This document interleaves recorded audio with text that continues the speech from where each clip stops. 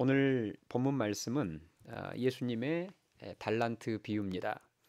마태복음 25장에 이 비유가 나오는데요. 이 비유의 메시지를 우리가 바르게 이해하기 위해서 가장 먼저 알아야 될 것은 이 비유가 어떤 문맥 가운데 등장했느냐 하는 것입니다. 바로 전장인 마태복음 24장에서 세상의 종말과 재림에 대해서 말씀하신 예수님께서는 바로 뒤이어 오늘 본문인 25장에서 세 가지 비유를 말씀하셨는데요. 열 처녀의 비유, 그리고 달란트의 비유, 그리고 마지막으로 양과 염소의 비유, 이렇게 세 가지 비유를 말씀하셨습니다. 그러니까 이 세 가지 비유는 결국 종말과 재림에 관한 메시지를 위해서 동원된 비유라는 것을 알 수 있죠. 보다 구체적으로 말하면 세상의 종말인 예수님 재림의 때에 성도들에게 어떤 일들이 있을 것이며, 그래서 그 종말을 어떻게 준비해야 될지를 이 세 가지 비유를 통해서 말씀하시는 것입니다. 자, 그렇다면 달란트 비유를 통해서는 예수님께서 구체적으로 무엇을 말씀하시고자 하셨는지 살펴보도록 하겠습니다. 먼저 달란트 비유 이야기를 알아야 되겠죠. 이 비유 이야기를 알아야 되는데, 이야기는 한 주인이 오랜 기간 동안 외국으로 나가면서부터 시작이 됩니다. 주인이 외국에 나가기 전에 세 명의 종들을 불러서 자기 소유를 나누어서 맡기고 떠나죠. 한 종에게는 금 5달란트를, 또 다른 종에게는 금 2달란트를, 그리고 마지막 한 종에게는 금 1달란트를 맡기고 외국으로 떠납니다.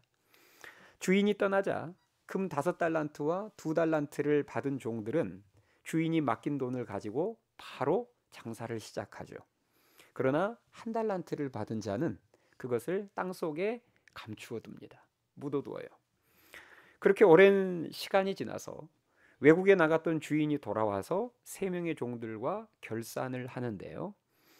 금 5달란트 받은 종과 2달란트 받은 종은 그동안 그것으로 열심히 장사를 해서 각각 5달란트와 2달란트씩을 더 남겼다고 보고를 하죠. 그러자 주인은 크게 기뻐하면서 칭찬을 해줍니다. 그러나 1달란트 받은 자는 그동안 아무것도 하지 않고 땅에 묻어두었다고 보고를 하자 주인으로부터 큰 책망을 받습니다. 게으르고 악한 종이라고 책망을 하면서 금 1달란트를 빼앗아서 10달란트를 가진 자에게 주고, 그 악하고 게으른 종은 바깥 어두운 곳으로 쫓아버립니다. 이게 달란트 비유의 전체 이야기예요. 자, 그렇다면 이 비유에는 어떤 메시지들이 들어있을까요? 먼저 달란트가 무엇인지를 알아야 되는데, 달란트는 무게 단위입니다. 오늘날 우리가 무게 단위로 가장 많이 사용하는 것이 그램이죠. 몇 그램이냐, 몇 킬로그램이냐. 그런데 예수님 시대 때 금속을 재는 무게 단위가 바로 달란트였습니다. 그런데 당시에는 오늘과 같은 화폐가 없었어요. 그 시대 당시에는 금이나 은을 화폐처럼 사용했던 관계로 달란트가 화폐 단위처럼 사용된 것입니다. 당시 노동자의 하루 품삯을 1데나리온이었어요. 하루 노동자의 하루 품삯 1데나리온인데, 금 1달란트를 데나리온으로 설명을 하자면 약 6,000데나리온의 가치를 가졌다고 합니다. 금 1달란트가 6,000데나리온의 가치를 가졌다고 해요.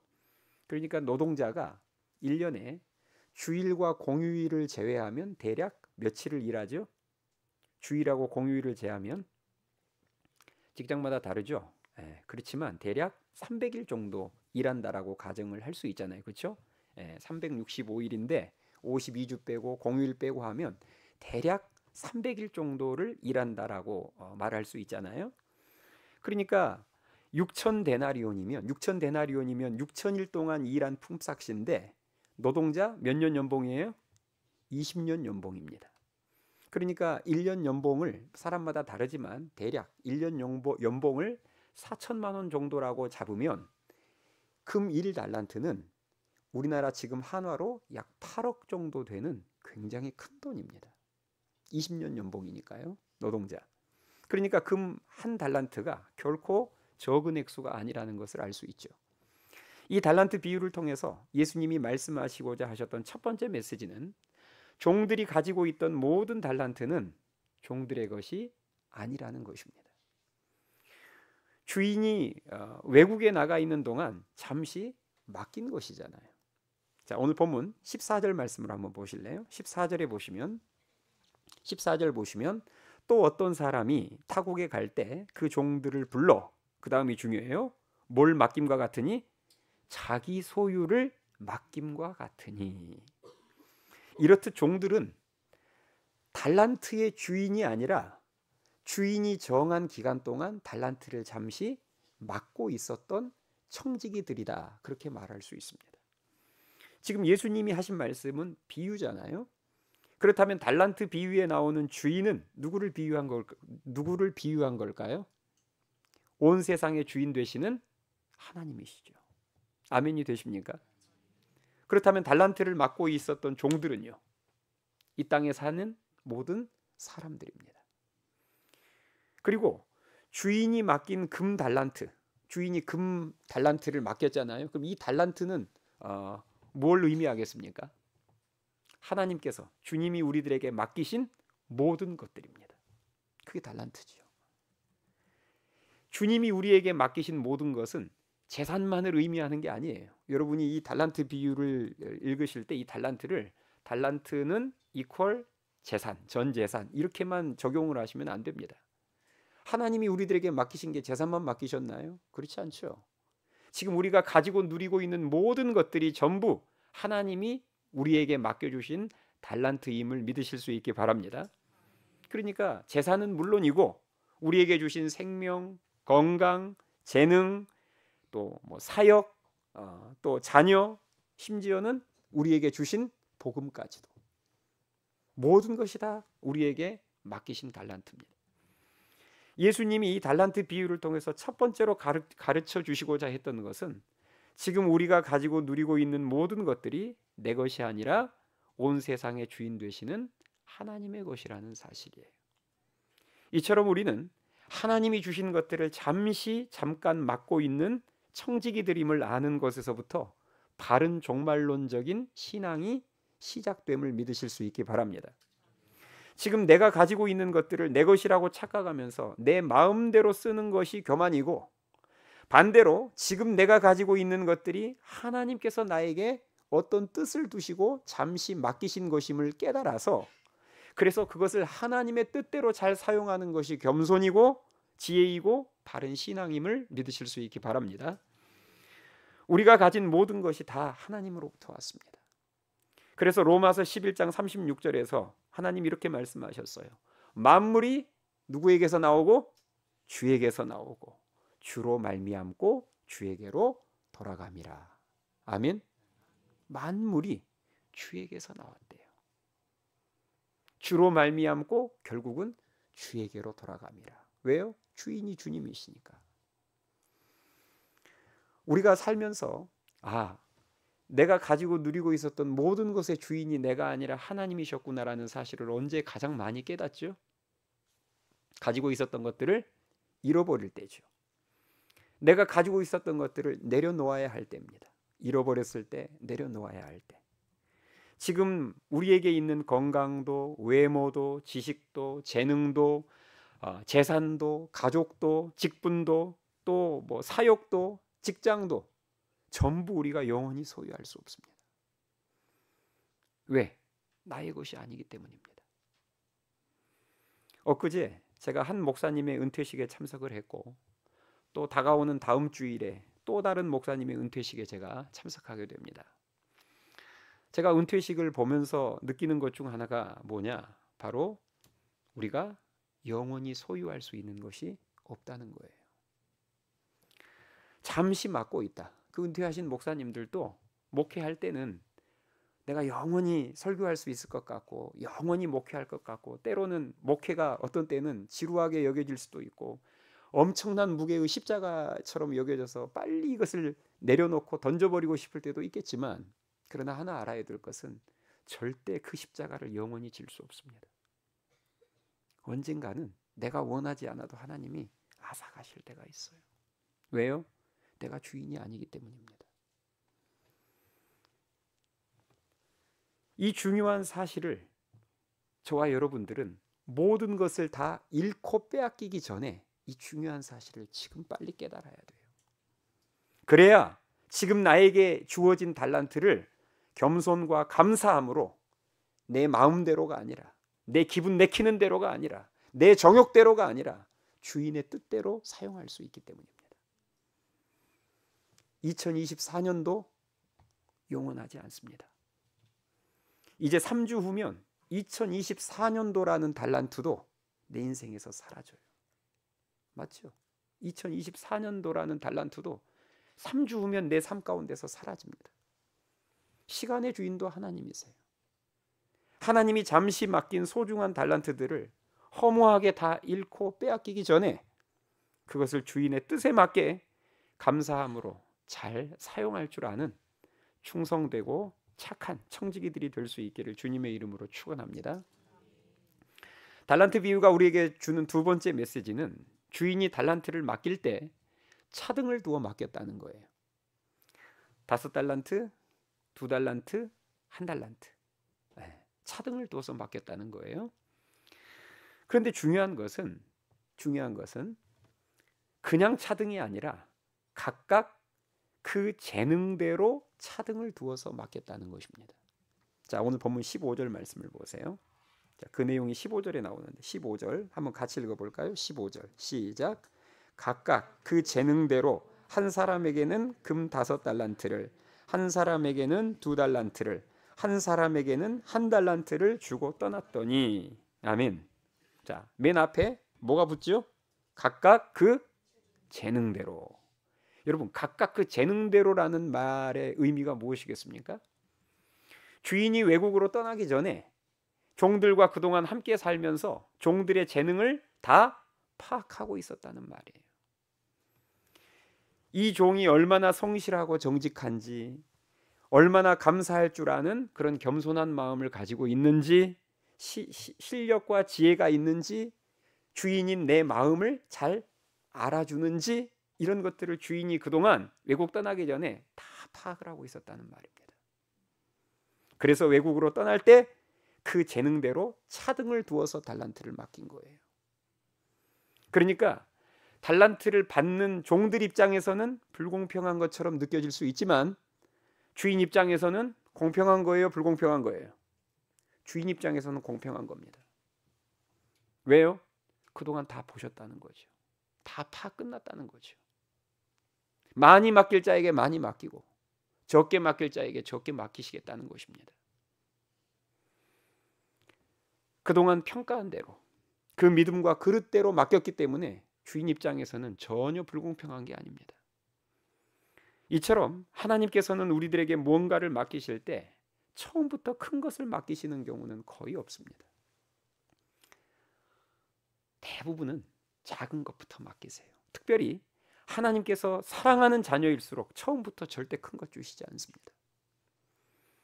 작은 것부터 맡기시고 일정 기간을 지켜보세요. 그 작은 것을 얼마만큼 주인의 뜻에 맞게 잘 쓰는지를 하나님은 작은 것부터 맡기시고 가만히 지켜보세요. 그래서 그것을 가지고 얼마나 하나님의 주인의 뜻에 맞게 충성을 다하며 잘 사용하는지를 보신 후에 작은 일에 충성했을 때 좀 더 큰 것을 밀어주십니다. 큰 것을 맡겨주세요. 그리고 조금 더 큰 것을 또 충성되게 주인의 마음에 맞게 잘 쓰고 그러면 더 큰 것을, 그런 식으로 해서 계속해서 더 큰 것으로 맡기시는 하나님이십니다. 애굽 총리로 세우셨던 요셉에게도 하나님은 그러셨고 이스라엘의 왕으로 세웠던 다윗에게도 하나님은 그러셨습니다. 요셉도 보면 처음부터 하나님께서 총리 자리 맡기지 않으셨어요. 처음에는 아버지 심부름부터 시작했습니다. 그렇죠? 아버지 심부름부터 시작했어요. 작은 일을 맡겼다는 거죠. 그러다가 결국은 아버지 심부름 시키는 그것을 충성을 다하다가 결국은 노예로 팔려가 버렸어요. 노예로 팔려가서 가장 먼저 했던 일이 뭐죠? 보디발 장군의 집에 들어가서 청소나 허드렛 일부터 시작했겠죠. 종의 신분으로, 노예의 신분으로. 오늘날로 말하자면 정말 힘든 직장에 들어가서 힘든 아르바이트부터 시작했다는 말입니다. 좋은 직장 들어가서 연봉 높은 곳에서 복지 잘 돼 있는 곳에서 일하기 시작한 게 아니라 아주 힘든 알바 자리에 들어가서 허드렛 일부터 시작했다는 말이에요. 그런데 요셉이 그 일을 작게 여기지 않았어요. 감사함으로 성실하게 최선을 다했을 때 하나님께서는 조금씩 더 큰 일들로 맡기시다가 마침내 결국 애굽 총리의 자리까지 세우셨습니다. 이것은 다윗도 마찬가지예요. 다윗도 양부터 맡기셨어요. 양치기 목동부터 시작을 했습니다. 그래서 앞서 말씀드린 것처럼 우리가 하나님께서는 각각 그 재능대로 나누어 주신다는 말은 결국 하나님께서는 다 지켜보시고 평가하시고 거기에 맞게끔 나눠주시는 분이시고 맡겨주시는 분이시기 때문에 하나님은 공평하신 분이시라는 거예요. 받는 우리 입장에서는 자꾸 옆 사람 것과 자기가 그동안 했던 것은 생각 안 하고 옆 사람 것과 비교만 하니까 우리는 불공평하게 여기지만 그렇지 않습니다. 그리고 앞에서 제가 말씀드린 것처럼 금 한 달란트도 결코 적은 액수의 돈이 아닙니다. 옆 사람과 비교하니까 적게 보이는 것이지 사실 금 한 달란트도 제가 아까 말했잖아요. 한화로 환산하면 8억 이상 되는 돈이에요.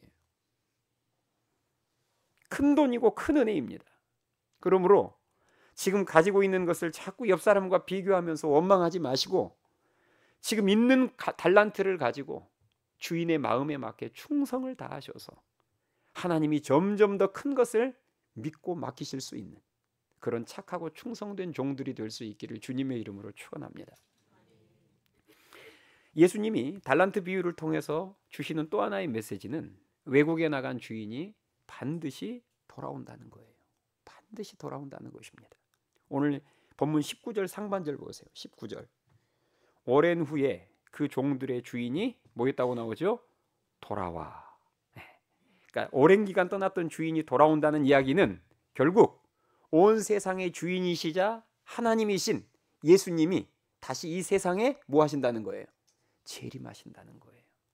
그래서 제가 아까 말씀드렸잖아요. 예수님께서 마태복음 24장, 전장인 마태복음 24장에서 세상의 종말과 재림에 관해서 이야기하시다가 이 비유가 나왔다고요.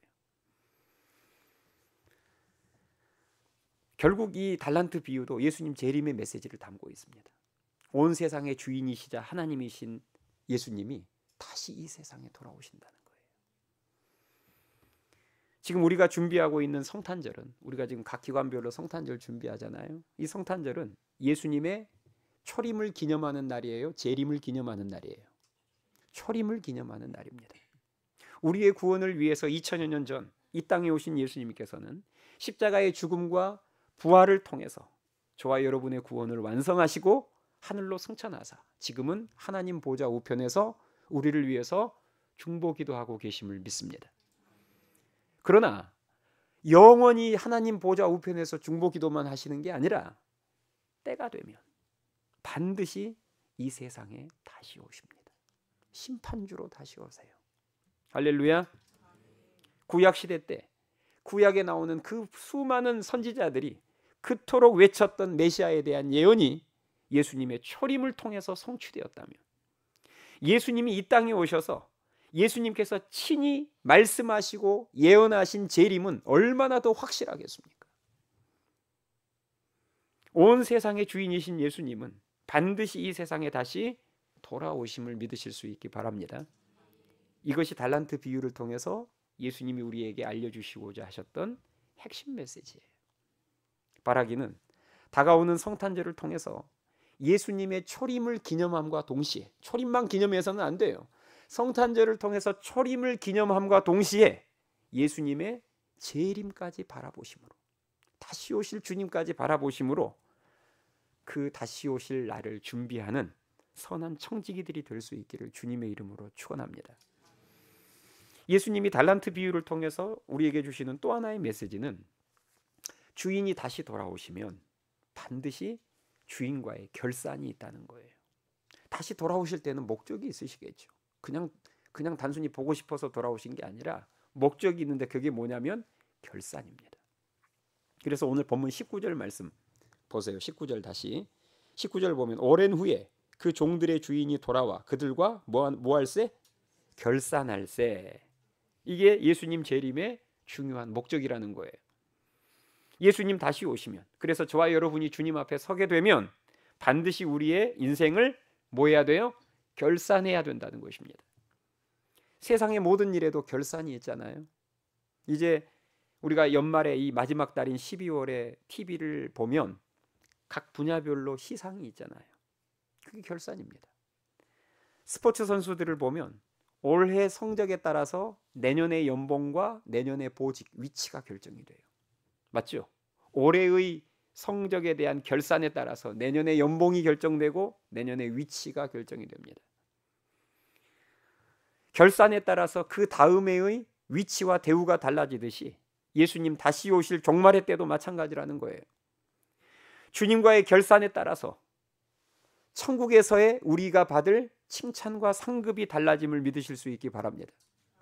이 땅에서 하나님이 주신 달란트를 가지고 우리가 그것을 얼마나 주인의 마음에 맞게 썼는지 그 결산에 따라서 천국에서 우리가 받을 칭찬과 상급이 다 달라져요. 그래서 성경을 보면 우리 인생에 대해서 반드시 결산이 있게 됨을 곳곳에서 말씀하고 있습니다. 그 대표적인 말씀들이 히브리서 9장 27절, 한 번 죽는 것은 사람에게 정해진 것이요 그 후에는 뭐가 있으리니? 심판이 있으리니. 그게 결산입니다. 죽음 이후에는 결산이 기다리고 있다는 거예요. 내가 너한테 준 시간을 어디다 썼는지, 내가 너한테 준 돈을 어디에다 갖다 퍼부었는지, 내가 너에게 맡긴 자녀들을 네가 어디로 인도했는지 다 결산하신다는 거예요. 요한계시록 22장 12절에 보니까 보라 내가 속히 오리니, 예수님이 하신 말씀이에요. 보라 내가 속히 오리니 내가 줄 상이 내게 있어 각 사람에게 그가 행한 대로 갚아주리라. 고린도후서 5장 10절 말씀, 이는 우리가 다 반드시 그리스도 심판대 앞에 나타나게 되어 각각 선악간에 그 몸으로 행한 것을 따라 받으려 함이라. 여러분은 이런 주님과의 결산을 준비하고 계십니까? 주인 되시는 주님과의 결산을 바라보면서 오늘 이 하루를 주인의 뜻대로 살아가는 것이 성경이 말하는 바른 종말론적인 삶입니다. 맞죠? 결산을 끌어당겨 놓고 그 결산을 바라보며 오늘을 사는 거예요. 결산을 준비하는 삶을 사는 것, 그게 성경이 말하는 바른 종말론적인 삶입니다. 하나님이 주신 달란트를 가지고 이 세상의 쾌락을 더 누리는 데 사용하지 마시고, 이 세상의 것을 더 얻는 데 투자하지 마시고, 저 하늘에 상급을 더 많이 쌓는 데 투자하셔야 합니다. 아멘이 되십니까? 그게 바른 종말론적인 삶이죠. 여러분은 저를, 우리 목사님은 투자에 티귿자도 싫어하셔. 저를 굉장히 투자하면은 저를 투자하고는 담을 쌓는 목사로 생각하는 경향이 있는데 전 그렇지 않습니다. 여러분 투자하셔야 합니다. 다만 제가 여러분들에게 강조하는 투자할 곳은 세상이 아니에요. 부동산, 주식, 비트코인 같은 데 투자하지 마시고 성경 말씀 그대로 도둑이 훔치지 못할 저 하늘나라에 투자하실 수 있기를 바랍니다. 하늘의 상급으로 쌓아야죠. 그게 제대로 된 투자 아닙니까? 그런데 우리들의 현실을 보면 주님과의 결산이 없을 것처럼 살아갈 때가 많다는 거예요. 이게 안타까운 우리들의 현실입니다. 주님과의 결산이 없는 것처럼 살아갈 때가 많아요. 지금 내가 가지고 있는 것을 마음대로, 내 마음대로 쓰는 것은 내 자유고 내 선택이지만 주님 다시 오실 재림의 때에 주님은 그 모든 것을 결산하시고 심판하실 것입니다. 그래서 전도서 11장 9절 말씀에 보면 이런 말씀이 있습니다. 청년이여 내 어린 때를 즐거워하며 내 청년의 날들을 마음에 기뻐하여 마음에 원하는 길들과 내 눈에 보이는 대로 행하라. 그러나 하나님이 이 모든 일로 말미암아 너를 심판하실 줄 알라. 무서운 말씀이죠. 네가 원하는 대로 하고 살아라는 거예요. 그러나 이거 하나 잊지 말라는 거죠. 네가 원하고 네 마음껏 살아도 좋지만 그러나 네 마음대로 살았던 것에 대해서 반드시 주님께서는 나중에 결산하실 것이라는 겁니다. 바라기는 한 해의 결산과 시상이 있는 이 마지막 달에 세상 끝날에 있을 인생 결산을 생각하면서 그때를 준비하는 새해를 계획하실 수 있기를 주님의 이름으로 축원합니다. 여러분 지금 새해 계획하잖아요. 새해 계획할 때 어떻게 계획하는 게 지혜로운 계획이겠습니까? 어떻게 하면 더 내 자산을 불릴 수 있을까? 어떻게 하면 재미있게 놀아볼 수 있을까가 아니라 어떻게 다가오는 새해를 계획하고 살아야 나중에 주님과의 결산을 할 때 더 칭찬을 받을 수 있을 것인가? 더 큰 상급을 받을 수 있을 것인가? 여기에 초점을 맞춰서 새해를 계획해야죠. 마지막으로 살펴볼 것은 주인의 칭찬입니다.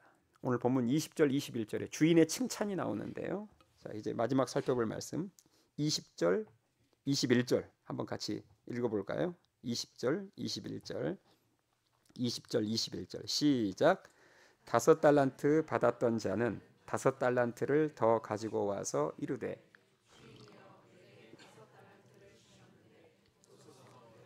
5달란트를 남겼나이다. 그 주인이 이르되 잘하였도다. 착하고 충성된 종아, 내가 적은 일에 충성하였음에 내가 많은 것을 내게 맡기리니 내 주인의 즐거움에 참여할지어다 하고. 아멘. 네. 자, 칭찬의 내용이 뭐였죠? 칭찬의 내용. 그 나오잖아요. 방금 여러분 읽었던 말씀에. 네. 잘하였도다. 착하고 충성된 종아. 아, 이것은 칭찬이고, 그러면 이렇게 칭찬하신 이유가 뭐예요? 내가 적은 일에 충성하였음에. 그러면 지금 주인은 종을 칭찬하면서 네가 적은 일에 충성하였음에, 5달란트 맡긴 자에게도 똑같이 말씀하셨고 네가 적은 일에 충성하였음에, 2달란트 맡긴 자에게도 똑같이 네가 적은 일에 충성하였음에. 여러분 왜 적은 일에 충성했다라는 표현을 쓰셨을까요? 5달란트, 2달란트가 적은 액수여서 그랬을까요? 그렇진 않죠. 제가 아까 1달란트도 적은 액수가 아니라고 했잖아요. 왜 주인은 칭찬할 때 네가 적은 일에 충성했다라고 말씀하셨을까? 그것은 주님이 보시기에 우리의 모든 수고와 충성이 주님 보시기에는 다 적어 보이는 이유는 훗날 우리에게 주실 보상이 우리의 수고보다 훨씬 더 크기 때문임을 믿으실 수 있기 바랍니다. 우리가 주님 앞에서 어떤 수고, 어떤 헌신, 어떤 충성을 했다 할지라도 훗날 주님께서 우리와 인생을 결산하시고 하늘의 상급으로 갚아주실 때 그 갚아주시는 것은 우리가 수고했던 것과는 비교할 수 없는 엄청난 상급으로 갚아주실 것이기에 그 보상을 생각하면 우리들의 수고는 항상 뭐한 거예요? 적은 겁니다. 바울은 이 사실을 분명히 알고 있었어요. 그래서 로마서 8장 18절에서 이렇게 말씀합니다. 생각하건대 현재의 고난은 장차 우리에게 나타날 영광과 비교할 수 없도다. 아멘. 사도 바울이 주를 위해서 충성, 수고 많이 했잖아요.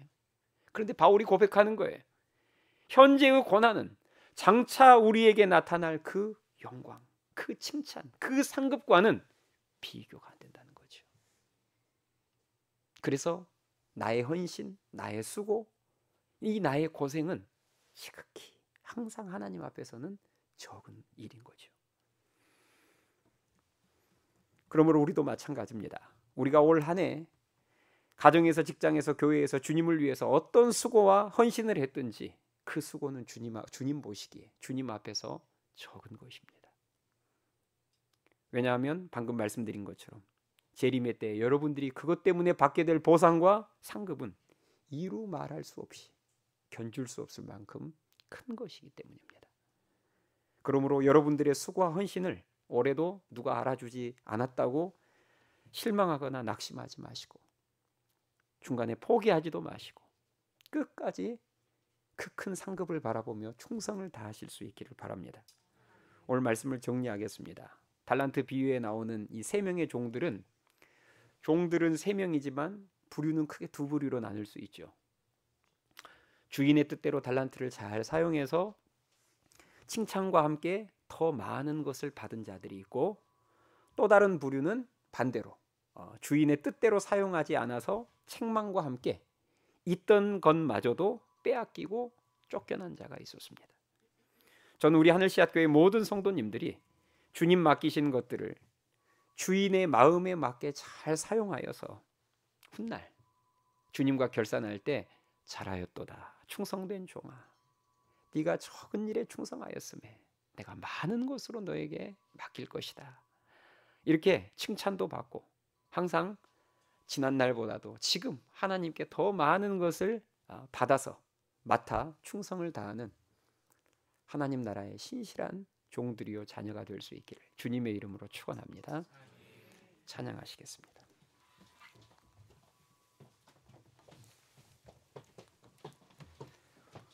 오늘 주신 말씀을 생각하면서 우리 다 같이 찬양합시다.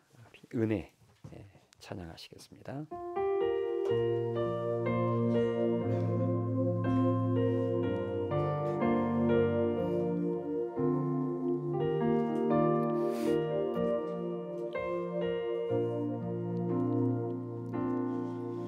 내가 누려왔던 모든 것들이, 내가 지나왔던 모든 시간이, 내가 걸어왔던 모든 순간이 당연한 것 아니라 은혜였소. 아침 해가 뜨고 저녁에 노을,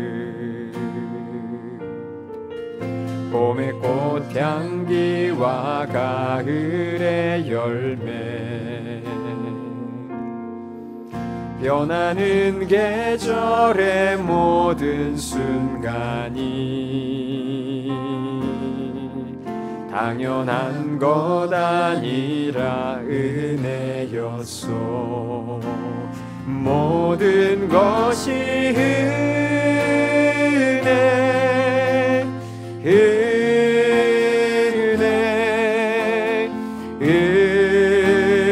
은혜, 한없는 은혜. 내 삶에 당연한 것 하나도 없었던 것을 모든 것이 은혜, 은혜였소. 2절 고백합니다. 내가 이 땅에 태어나 사는 것, 어린아이 시절과 지금까지 숨을 쉬며 살며 꿈을 꾸는 삶, 당연한 것 아니라 은혜였소. 내가 하나님의 자녀로 살며 오늘 찬양하고 예배하는 삶, 복음을 전할 수 있는 축복이 당연한 것 아니라 은혜였소. 모든 것이 은혜, 은혜,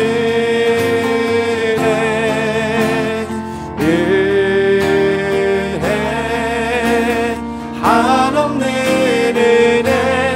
내 삶에 당연한 것 하나도 없었던 것을 모든 것이 은혜, 은혜여. 모든 것이 은혜,